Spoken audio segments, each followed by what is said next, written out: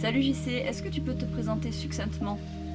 Alors, je m'appelle JC, je suis moniteur de plongée sous-marine, ancien brevet d'État, aujourd'hui recyclé DE. Je suis aussi staff PADI et instructeur SSI. J'ai grandi à Marseille, mes parents avaient un petit cabanon dans la calanque de Niolon où je passais toutes mes vacances, mes week-ends, etc.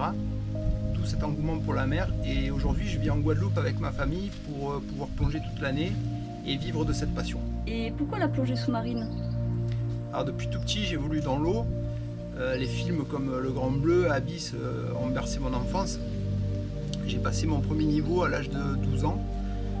Pourtant, je commençais à respirer sur des bouteilles beaucoup plus petites puisque mon père était plongeur. Et je terminais à l'époque ces bouteilles dans le port sous le bateau quand il rentrait de plonger.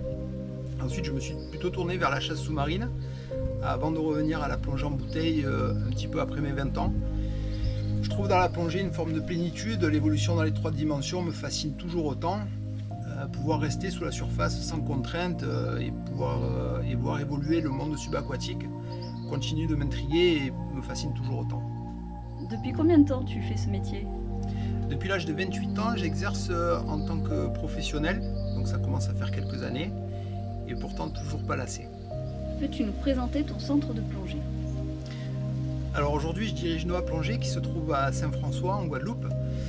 C'est un centre dans lequel j'ai travaillé en tant que chef de base depuis plus de 10 ans et que j'ai décidé de racheter. C'est un centre qui a su évoluer au fil du temps, se tourner vers les diverses problématiques environnementales modernes. Et à ce titre, on travaille régulièrement avec des organismes scientifiques autour de la protection de l'environnement au travers de diverses actions mises en place, comme le ramassage des déchets sous-marins, le comptage d'espèces, etc. Aujourd'hui, on est un centre labellisé Ecosup par la Fédération et on vient de décider collectivement avec mon équipe de le labelliser également Blue Ocean pour renforcer dans l'esprit des gens l'urgence et la nécessité d'agir maintenant autour de ces questions. Pourquoi as-tu décidé de créer cette chaîne?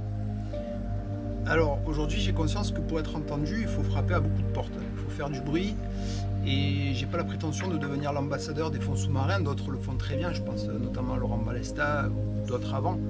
Mais on fait face à une vraie problématique environnementale et sans accabler personne, j'ai l'espoir au travers de ce média qu'ensemble on peut mettre en place plus d'actions, plus de moyens et tenter des choses, innover.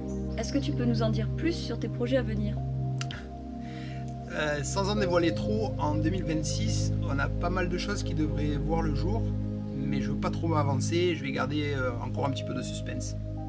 Merci JC. Merci à toi.